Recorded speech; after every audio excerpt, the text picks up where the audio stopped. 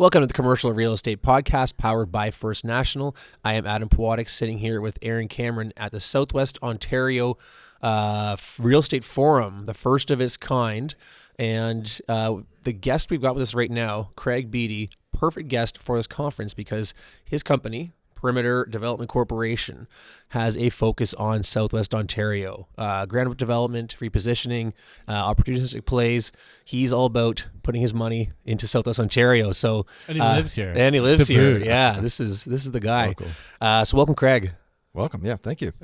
So the interesting thing as well, we were talking a bit before we started hitting record here, is I guess you transplanted to the region. So you really have a vision for this geography being your future. Yeah, thanks. Yeah, we definitely did. We made the move down here almost 10 years ago. When my partner and I started this company almost 12 years ago now, we were in Liberty Village is kind of where we set up our office. And then, after a few years, everything that we were working on was in this region. And, I often say it was sort of the fork in the road for us, where it was kind of making that decision. Do we want to continue to be located there and commuting back and forth, or kind of go all in and make the move down here, and move our company down here? I was in Etobicoke at the time living, and moved my family down here. And it's been a great move for us. I mean, our business and, in the development business, it's a real hands-on. You got to roll up your sleeves and you got to be involved and to try to drive boots projects on the forward. ground. It's really, I mean, hopefully most of us in the real estate community are trying to do that as best as we can, COVID or otherwise. How did you get involved in real estate in the first place? Yeah. Like, what's your background? Did you started in this industry doing what? Yeah, so I was with First Gulf, Great Gulf Homes for about 10, 12 years, and that's where I met my current partner in Perimeter now. David Gibson was the president and CEO there for about 20 years, and I was very fortunate to work in all parts of the business there. I mean, from sort of tenant coordination, leasing, development, you name it. And I often say kind of got a bit of an MBA in real estate in a project we did at First Gulf here in the region. It was the redevelopment of the old Waterloo Town Square Shopping Center in Uptown Waterloo. And so I was, hands-on with that project, stick handling, community relations, construction, leasing, all of the above. That was a real transformative project for the urban core of Waterloo. And through that experience, the number of years doing that project, we met tons of great friends and contacts in this market. And so when David retired from First Gulf, which lasted about 2 months, and this idea of us sort of branching out and kind of starting something small and entrepreneurial, we just kind of had this natural leaning to source opportunities in this market, given all those contacts that we made, and us being really bullish on this market, just given the strength of the university's proximity to Toronto and really just untapped potential that we saw. So did you start Perimeter to just do investment in commercial and then decide, hey, KW is the focus? Like it kind of you came by it honestly. Yeah, I mean, I think when we started this, we were very much open to, really looking at, frankly, at opportunities outside of the GTA. We knew that was going to be a focus of ours. Is that Perimeter? Is that part of the naming? Exactly. Yeah, okay, you got all it. right. Yeah, very, very good. Yeah, you got it. So that was it. And however, back to just, when you just build so many great relationships and friends, in our time here, it was just so easy to migrate here in terms of sourcing things. And, we're opportunistic guys. And then we just, at that time, we, were able to source some really interesting opportunities. When you're working at First Gulf, a pretty large organization, your president, CEO, friend has left. Mm-hmm. Was it very quickly you're like, oh, I'm going too? Yeah, it was fairly quick after that. I mean, where it was just, say, like we've been great friends for a long time. And work well together. And, I've always had sort of an entrepreneurial, mindset and sort of kind of take a shot and let's figure it out. Was it hard to find the capital?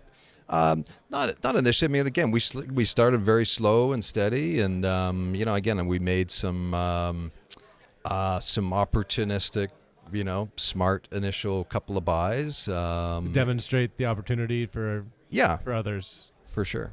So what would those first buys look like? So I mean, our first initial buy was was an old automotive parts manufacturing facility here in downtown Kitchener that is now sort of Google's largest Canadian office. So that was It's a hell of a repositioning.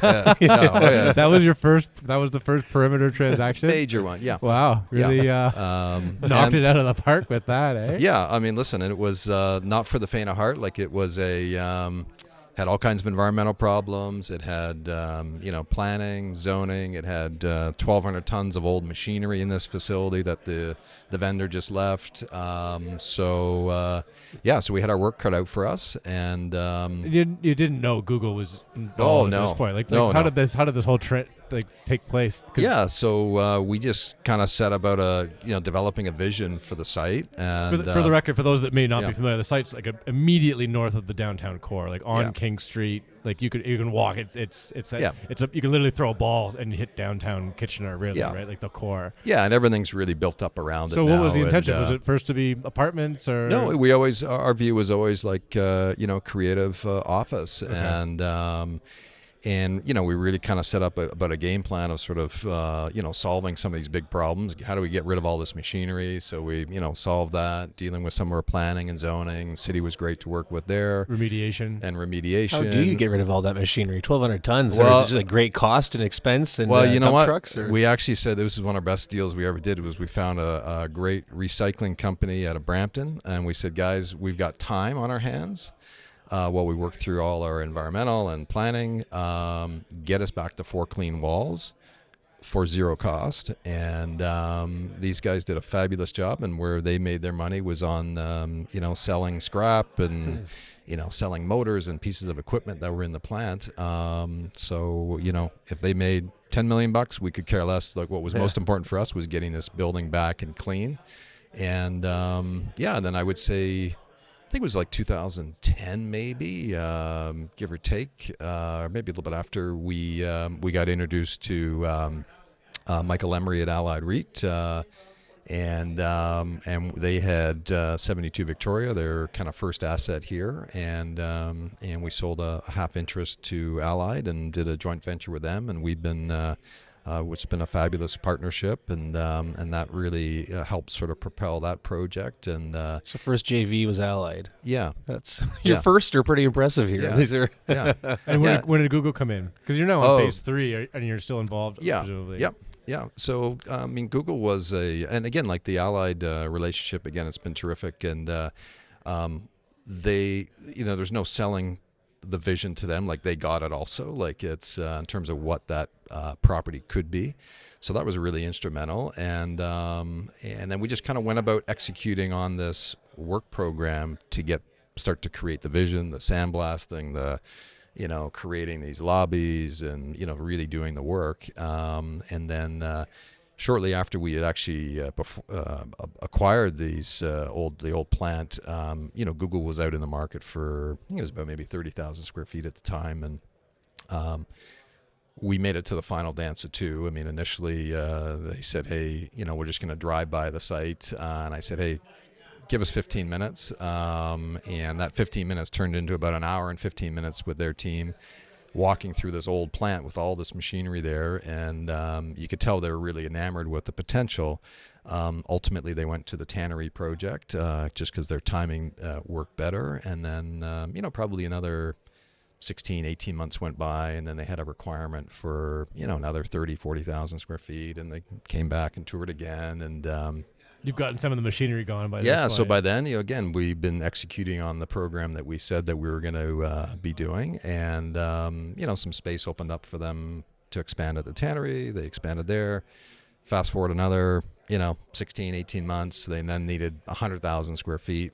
Whole crew came back again, and our project was looking terrific at that point, and so that's third time a charm. We did a large deal. I think initially ended up kind of growing to about 185,000 square feet, the first transaction, and And yeah, so then we've enjoyed a great relationship with them for many years, and we were then proactive to start some planning and entitlement work on sort of a 2-acre parking lot that we had across the street, and that's sort of now has evolved into the phase 3 of the project, which is about 300,000 square feet that they are under construction on right now. Did you appreciate the first time Google came by that this may be a great opportunity, or was it kind of like you had this vision to build this out? You knew you were going to get attractive tenants no matter what, and Google just, whether it was Google or startup from U of W, didn't matter to you?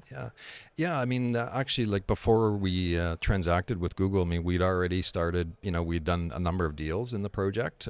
So we were starting to, again, that kind of vision and the idea of like some, really terrific, well-located, best in class brick and beam space. We knew that there was going to be some market for it, and the market was starting to show area, it. Yeah. And they just, kind of fast forwarded that substantially. I'm not going to ask you to share it, but I'd love to see the investment return on this. It must have been have been had you nice. known Google was going to take 400,000 square feet, you would have paid a little bit more for that parcel of land, probably. Eh? Well, hey, listen, it was as I said, it was not for the faint of heart early on, and it was. It's always easy to looking backwards. And go, oh boy, here, take my money now. Oh, it's no brainer. Yeah. Well, what else? What are you working on now? That's obviously I don't want to call it the biggest, but what else is it there? the crown jewel? Is that? Yeah, I mean, listen, we're really proud of it. I mean, we're we're proud of a lot of stuff that we've done. I mean, our office is in a little building down the street, a little, late 1800s, 25,000 square foot building that we did a full reno, and that's where we have our office. And it really, we did a great job on that to try to set the tone for what's possible with some of these buildings. And so, yeah, even though that the Google project is large, some of these other ones, we're really proud of. That Google project took a life of its own, I'm sure. And how much of your time? Oh, substantial, yeah. Right? So you're now, I guess, probably more now able to actually focus on the original perimeter plan than you really intended on it being delayed for. Yeah, I mean, listen. You know what I mean, right? Yeah. Like you didn't intend on this to become this gigantic Google machine. Yeah, no, it was very hands-on for a long time. It was, there's never a dull moment. And, these adaptive reuse projects are, I mean, listen, there's surprises around every corner. And, again, back to the kind of being there and boots on the ground, you have to be keep those projects under control. So that was really instrumental. I think it's just us being here and being involved for those to be successful. And I think back to we're opportunistic guys, and I mean, and that's where the opportunities have been the last 10 years in this market have been a lot of those adaptive reuse, and so we've done our fair share of those. We did a brand new Class A office building, first new Class A building here. In over 25 years that we opened in 2019, and Gowlings, we signed a deal with them as our kind of anchor tenant, and almost 50,000 square feet to kick off that project. Obviously the balance of lease up there has been slower with obviously with COVID and everything there, but we're now starting to see some activity pick back up there. And then we've started to kind of branch back to, more on the industrial side of things. We've done, lots of that in our careers. So we're doing a large project here in Kitchener, our Homer Watson Business Park. It was an old Budd Automotive factory that we acquired, and we did a joint venture with Crestpoint on that. And we're going to be wrapping up construction on that later this year. How big is that? So that's about 720,000 square feet. Over 3 buildings. It was a spec or design build? Spec. Okay. So are you taking them to market now or soon, or what's it's on the market now.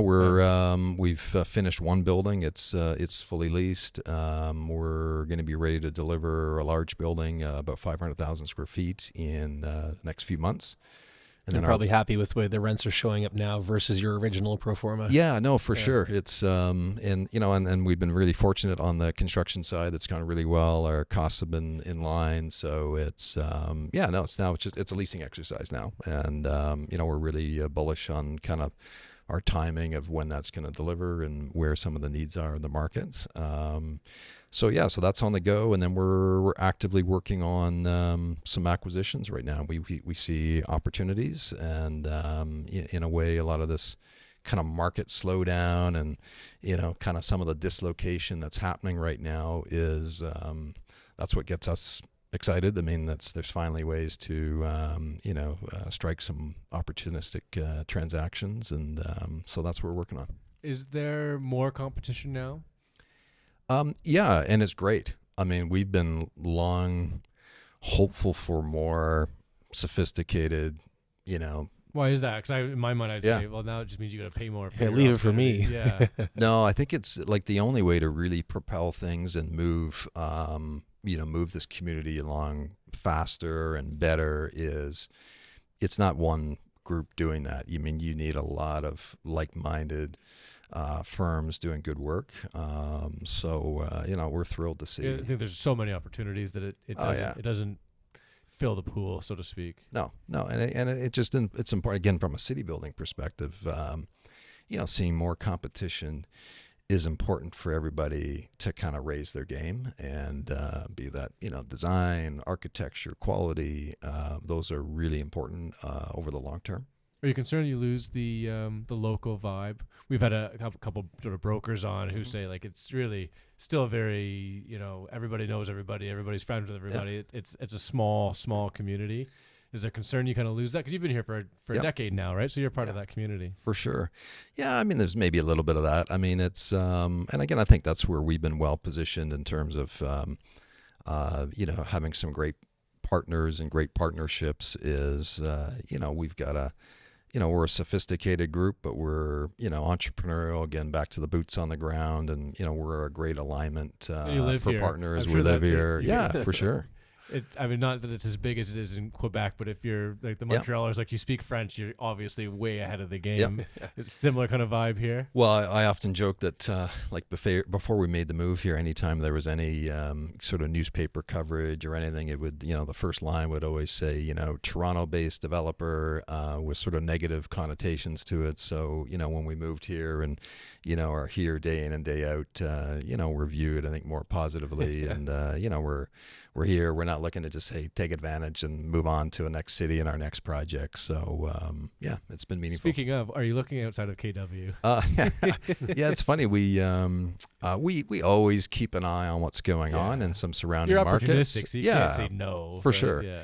But as much as we do our homework and see what's going on in some of the sort of surrounding markets, we've just never had a shortage of things to do here. But certainly the day will come, like we will do something in another market. It's just got to be the right fit and somewhere where we can see going in and not just doing one project. It's having some visibility to doing multiple things in a particular market.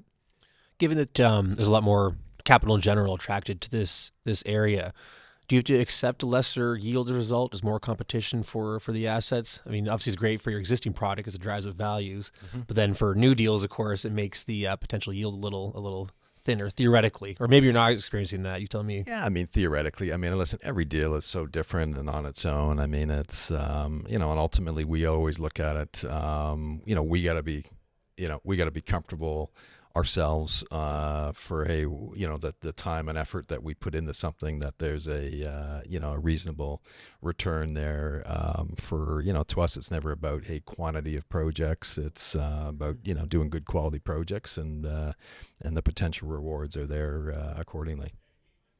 There's a demographic shift going on with KW. The work from home is contributing to it. We're just seeing, obviously migratory forces all over Canada, but there's a lot of attractive talent and just, people moving to KW for the cost of living, just because you can still get the quality of life, but it is less more inexpensive than obviously Toronto. That you moved from Etobicoke to KW. You've mentioned office and industrial in your current portfolio, your history in retail. Is there any appetite for residential?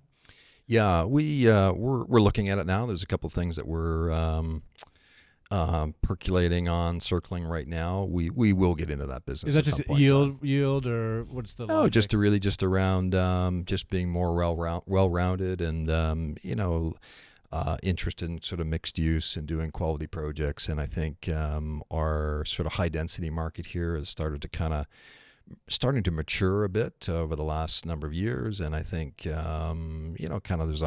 going to be opportunities looking forward to kind of bring that approach that we've done on some of our commercial projects to the residential space, and just trying to move things up a little bit, up market a little bit. And is that rental or for sale? Looking at all of the above. Okay, and it'll make sense. Yep. Generally, so outside of obviously, selling condos on your commercial side, is the idea to build and hold forever? Is that the general strategy? We have, yeah. We have generally held everything that we've done. We've done some sort of land development, again, opportunities in the region that we've, created some value and exited on. But generally, we're sort of a long-term view. I'm curious about just the capital structure. You've been mentioning JVs. Mm-hmm. Is that typically the strategy? And then are you doing LPs on your side? Is it corporate ownership? What's the capital raising part of your business look like? Yeah, so it's been primarily our capital aligned with a joint venture partner. Okay. So that's how we've typically done things, and we've had some inbound interest to us around the concept of some LP type structures, and so we're pretty open-minded. No REIT in your future? No. We're almost out of time here today. I know you've got an obligation to moderate a panel coming up shortly at the lunch here at the conference, so we got to let you go. But given that you are so focused on Southwest Ontario, and since this conference has been KW in particular, yeah. What's the vision for the region over the next 5 years?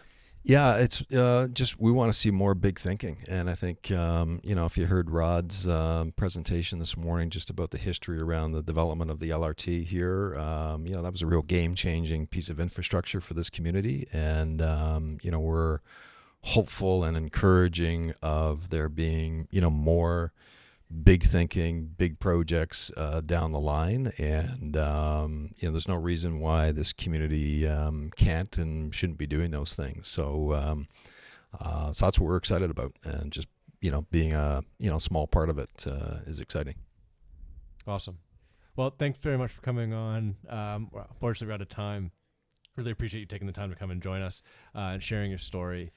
Thanks to thanks to First National for powering the podcast. And thanks to Informa for hosting us here at the Southwestern Ontario. Thanks again, Craig. No problem. Thanks, guys.